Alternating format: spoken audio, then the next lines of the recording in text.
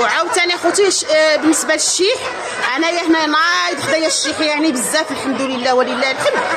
راه حتى هوايا كيحيد، راه ماشي كيحيد غير الديدان وكيحيد يعني وكيحيد التسممات وكيحيد بزاف د الحوايج، راه كيحيد حتى هاد المصيبه ديال الهمشه حتى هي ما كدورش بالدجاج. ملي كتكونوا كتعطيو للدجاج ديالكم الشيح وكديروا هكايا هكا ديروا المبيخره ولا مجمر هكا ديروا فيه النار وديروه ملي يكون الدجاج خارج.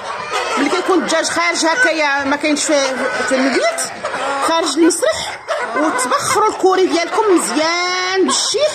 ديك الريحه ديال الشيح كتجري على كاع كلشي، ما كتخلي لا الحنوشه ما كتخلي هكايا البق البرغوث كلشي كتجري عليه. ان الريحه ديال الشيح حاره ومجلده.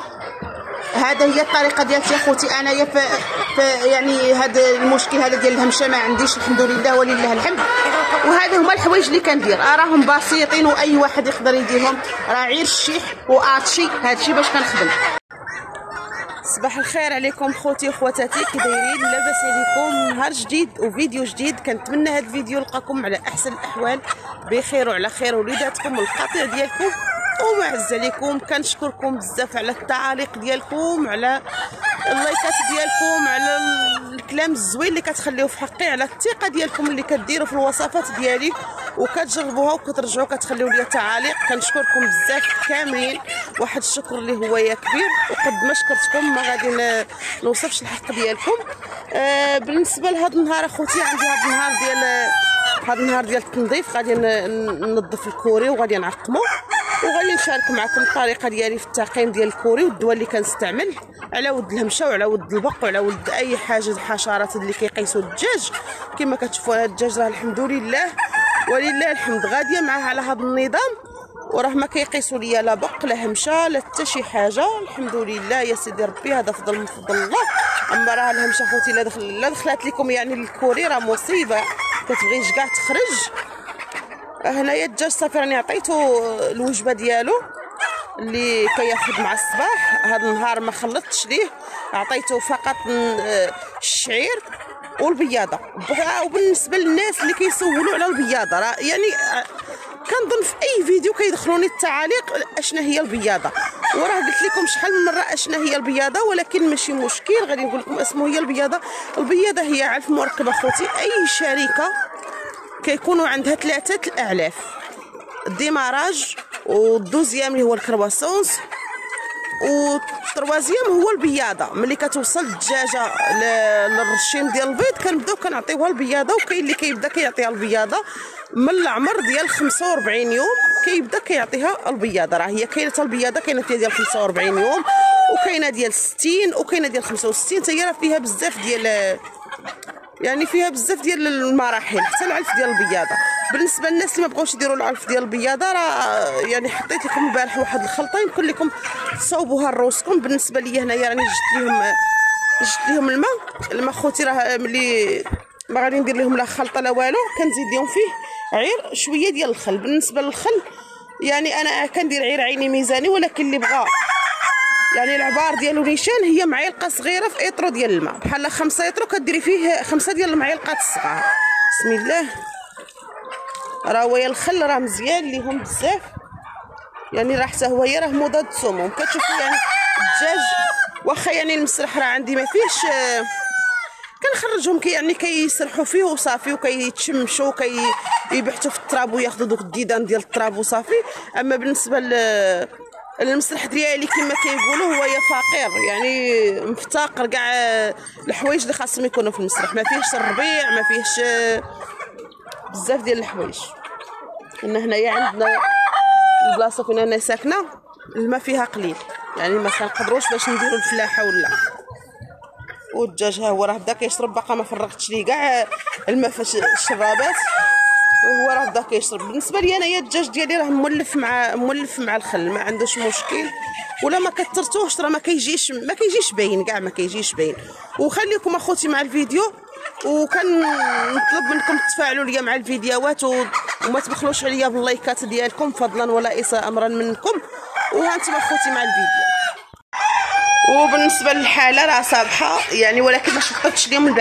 البارح كانوا عندي الاشغال في الدار ديالي. ما صافي يعني جيت عطيتهم غير الماكله وصافي، ما كرتش ما والو. دابا صافي راني غادي نكرد، غادي نخرج الشرابات نغسلهم باش نعمرهم اليوم بالماء هما الاولين، وغادي نحاول نزيد واحد البياته هنا انهم كيبيتوا ليا في الارض بحال هذه، غادي نحاول نزيدها هنايا في الجهه الاخرى باش ما يبقاوش يبيتوا في الارض. بالنسبه للارانب باقا ما دخلتش عندهم كاع، شحال هذا ما صورت معكم الارانب.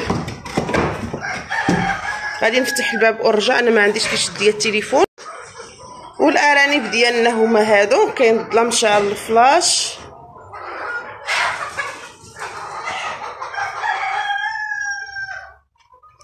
ها هما يا راهم مزيانين.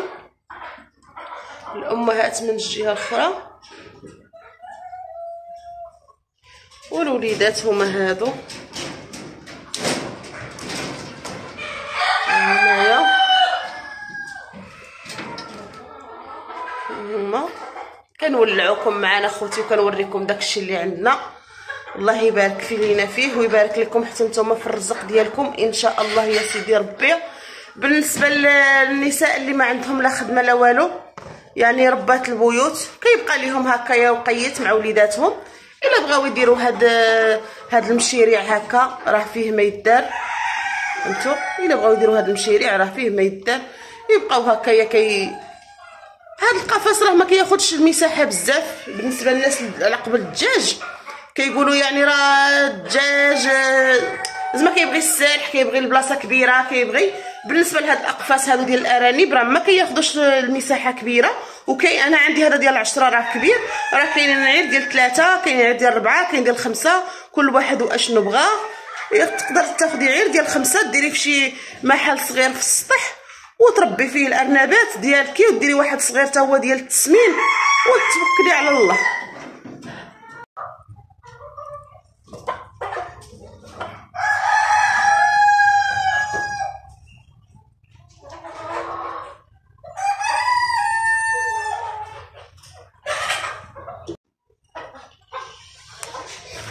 وبسم الله على بركه الله اخوتي غادي نبداو العمل ديال الصح،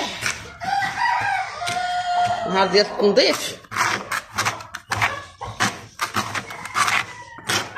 المهم اخوتي غادي نقع عليه كامل بهادي حتى غادي نقي كامل هادشي كامل ونشطب ونجمع، وغادي نرجع باش نوريكم الدواء والتعقيم. المهم اخوتي راه الدنيا عندي هنايا مكارفسه تبارك الله، الروينه ديال بصح. شفتوا؟ ودابا خوتي راني كملت الشطاب، عييت صراحه ديال الله. صافي كلشي هادشي راني كردت الارض كامله، ودابا ان شاء الله غادي نعقمها، ندير لها الدواء، ندير لها جافيل على حسب الهمشه وعلى حسب الفش، كل واحد اسمه كيقول ليه، والبق وداكشي ما يكونش عندي في الدجاج. هانتوما كما كتشوفوا راه كريت الارض كامله، دوزت معها بزاف ديال الوقت. درت لهم هاد الكوربه هنايا، حطيت لهم فيها واحد البيضه، هذه لقيتها بيضوها البارح في البيت اللي لداخل، حطيتها لهم هنايا باش يبيضوا عليها هنايا احسن. وصافي البيت الاخر حتى هو راني شطبته.